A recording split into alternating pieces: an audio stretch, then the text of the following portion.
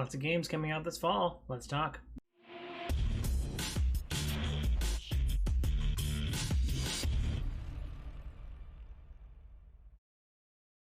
What up, viewers? What up? Calc Soups here, and today is Friday, July 8th, and that means it's time for a quick recap of the week in video game news. Big news this week, Sony Santa Monica finally called my bluff and announced when God of Ragnarok is coming out. Like I've been saying this entire summer, we haven't heard a lot from Sony Santa Monica, and they kept saying that it's coming out this year, and they finally proved me wrong. God of War Ragnarok is coming out on November 9th, so yeah, get ready. I also watched a bunch of videos about the collector's edition. I'll have a link down below to all the different editions and when you can start pre-ordering. I believe pre-orders start next Friday, so you'll either see a happy me or an upset me, when probably more likely me upset when I don't get a collector's edition because it gets scooped up by bots. But the collector's edition comes with a miniature, like 15-inch Mjolnir. It also comes with like dice, which I thought was a really cool thing to add on, and it gets steelbook and all the other typical stuff that you would expect. So I'm very, very much excited for God of War Ragnarok, and I'm really excited to get the collector's edition. I might even do another unboxing video. I think I've done like 2 unboxing videos on this channel. So if I get the collector's edition for God of War Ragnarok, I'll try and do an unboxing video, and it'll probably look a lot different than it did when I did my first one. But I'm very excited for God of War Ragnarok, and I'm excited. It was just like a 30-minute or 30-second teaser, so it wasn't really too much to look at. But we did get a date of November 9th, so looking forward to that. Another game that is coming out in November, right the day before, actually. So I thought that was pretty interesting. Skull and Bones confirmed their release date. So it was leaked, I think, last week or a week before that. That it was going to come out on November 8th, and that was proven true this week as Ubisoft finally opened their mouth about any games that were releasing, and Skull and Bones is coming out on the 8th of November. So I'm not as much excited about this one. I read a couple reviews of people who might have had some pretty good impressions of the game, saying that it made them want to play Sea of Thieves more, or that you don't get off the boat as much. I think that might be one of the parts detracting from Skull and Bones, is that you don't really get to be like a character. You're more like a ship, which I still think a tactical ship combat game could do well. I'm just maybe not the game for me, and I'm more excited to kind of like be a person on the ship. So yeah, but Skull and Bones did get confirmed coming out November 8th. The next game from Supermassive, the company, the developers behind Until Dawn and the Dark Pictures Anthology and recently released Quarry, aren't slowing down. So there was a lot of questions around, with Quarry being released, was there still going to be a Dark Picture Anthology this year? It turns out there is. The Devil in Me got a 2-minute trailer that I watched this week, and it's coming out in the fall. I assume it's going to come out sometime in October. Slightly before Halloween, because that's usually when the Supermassive games come out, and they've come out every year the past 3 years. So I expect, to fall sometime in the October time frame. So I'm really looking forward to it. I've already started playing through the Quarry with a group of friends, and they've really perfected. Supermassive has really perfected the pass the controller around gameplay narrative. Also, this one has to do with H.H. Holmes and the Murder Hotel. Or the Murder Castle, so it should be pretty interesting being in Chicago and seeing what that's all about. Actually, I recently read a book about H.H. Holmes, so I might have a little bit. It's kind of topical or fresh in my mind, so looking forward to seeing what that's all about. And super excited for all the Supermassive games. So excited to see nothing slowing down for the Dark Picture Anthology. Moving right along, we got a little bit more gameplay for a game I am excited for, also coming out later this year. Lord of the Rings Gollum showed off about 2 minutes of gameplay in a recent trailer. And you really kind of you play as Gollum, you're stealthing around, scurrying around. I'm trying to figure out, as a huge Lord of the Rings fan, I'm trying to figure out kind of where we are. Has he already lost the ring and now he's trying to get it back? How does this relate to maybe the it doesn't relate to the Shadow of Mordor games, but Gollum was a big character in those games as well. So yeah, really curious where this kind of is in the timeline. If he's already got the ring, which because he's Golem, he probably does. So did he lose it? Has he already been tortured and given away the information? And now was he just hanging out in Mordor trying to get out, or is he, trying to? Is he just trying to escape, or is he trying to get it back? So all of those kind of questions kind of left me wondering what's going on. So also the question I had was just like, what is there in the game besides stealth? I like stealth mechanics as much as the next person, but I'm just kind of curious what else you can do to interact with the orcs and stuff. Maybe you'll be able to take them down.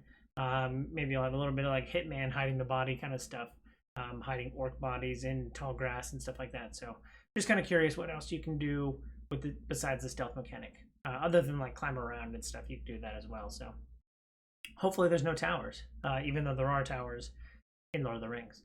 But I digress. Moving right along. The hotly contested top of the Steam wishlist ladder has changed. It has been the day before, which is that Division game. Well, it's like a Division game, but with zombies. It's been people have been anticipating it for a couple of years now. So the day before was sitting on top of the throne, but now that we're a little bit closer to launch for a new game, people are excited to play a cyberpunk cat. So yeah, the Stray comes out in just about a week or so. And that is now at the top of the Steam wishlist chart. Rather than wanting to play Division with zombies because we don't know any data about that, I bet people are a lot more excited about a game they do know that's releasing, and it's releasing in just about 10 days. So I am also looking forward to playing as a cyberpunk cat running around. I really enjoyed the E3 stuff that I saw at all the indie showcases, so I am very excited to play Stray in just 2 short weeks. Also, talking about games and toppling dynasties, Elden Ring is set to be the best-selling game of 2022. So I don't think it's much really big news.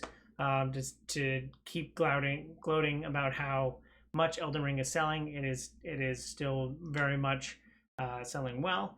But the big thing about that is that Call of Duty has been the top selling title for basically the past 2 decades.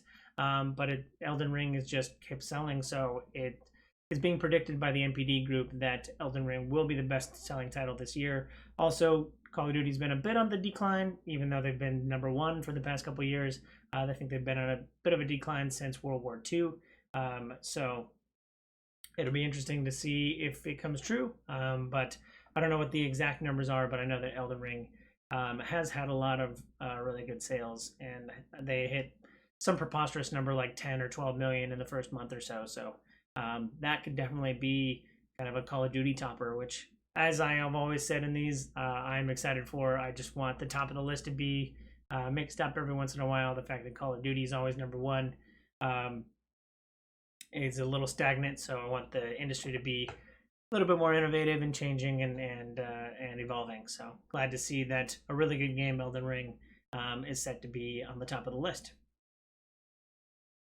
Moving right along, the ESA, the company that puts on, or the group that puts on the E3 each year, is reaching out for help. They're getting help from I believe the company is called ReedPop, the company that sets up all the PAX conventions. So the ESA and PAX are working together to bring E3 2023. So E3 hasn't been on for the last couple of years, but they've been promising that they're gonna come back in 2023. So good to see that's happening.